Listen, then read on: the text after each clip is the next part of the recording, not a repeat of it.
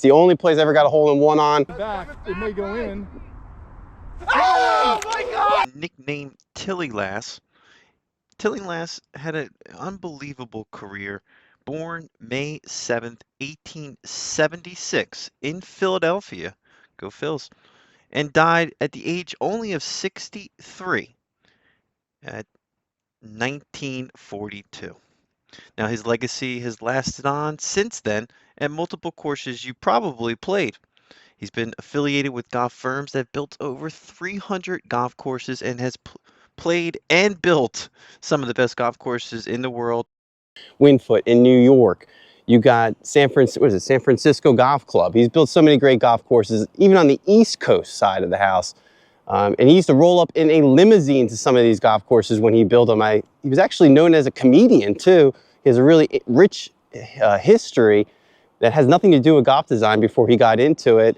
Now, A.W. Tillinghast coined the term birdie back then, which is interesting. I didn't know that, at Atlantic City Country Club. Of course, hopefully we'll play, but he's really known his style for wide open bunkers. But his style is really known for the wide open fairways. You can see right here, it's real tight and then opens up for that second shot. I love Tillinghast courses.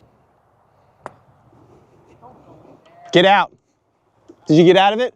Another interesting thing, he was the first golf designer to do an island green. And you could see some of these island bunkers in the middle of the fairway, which is kind of a foreshadowing of his challenges that he had with golf. And that's because he took a lot of chances in golf design. We're going to list some of them now, but we're going to talk all about the ones I played and the ones that you could play too that are public, because some of them are public and some of them are the best public golf courses you ever played in the world. Now, he's born in Philly to a rubber manufacturing company, so maybe a little well-off family that he was originally, and he was even quoted as being spoiled by his parents. Now, he would later be noted to be kicked off one of his schools that he attended. Soon later, he married his sweetheart, his high school sweetheart, at the age of 20 years old, and they've been married throughout their lifetime. His early career, he was considered a sportsman. He focused mainly on polo, cricket, billiards, golf, and bridge, but there was no job in between, and he lived pretty well off from his family. Until 1876, he went on a vacation to Scotland to begin playing golf and made good friends with old Tom Morris, who was a golf superintendent, grounds crew attendant at the old St. Augustus course, and he also built it. And there he met many talented scratch golfers. We can list all of them. And Tillinghast himself became a fine amateur golfer soon later. He won 3 U.S. amateur events. He was always a talented athlete from what I've read. Because of his love and understanding from golf, one of his friends, who was a successful pump manufacturing company that he was the owner of, asked him to help build a golf course. And since then, it was history. He really enjoyed becoming a golf designer. So at that point, one would say he didn't have a job. Now, this was at the age of 32, taking his first job with no experience.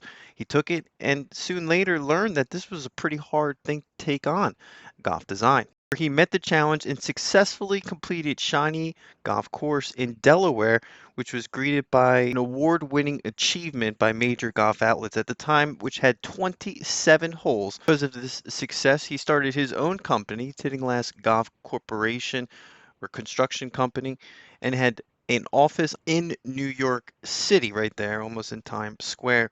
Now, Bethpage Black was another course that he took on. But really, this gentleman has a rich history of building courses all over the United States. If you were lucky enough to play one of his courses, you know during the 20s and 30s, he was pretty much the man. He would roll up in a limousine. But at the end of the day, he had real no style within his golf design. He identified himself as just an architect. He's going out there and using what is available from the land. He unfortunately passed away May 19th, 1972, I'm sorry, but he left upon a huge legacy. He wrote many books throughout his time. He was awarded, he sits in the Golf Hall of Fame, and he has many golf courses from the East Coast to the Midwest. and beyond. If you made it this far, we appreciate you sticking around with the Parfessor, trying to find the greatest educational golf content money can buy. This is the Parfessor. Keep on playing golf. So whether he was one of the first ones to design a par 3 with an island green or his unique bunkers, he's also built a lot of interesting stuff. You can see on this hole, taking chances with, I don't even know what they're called.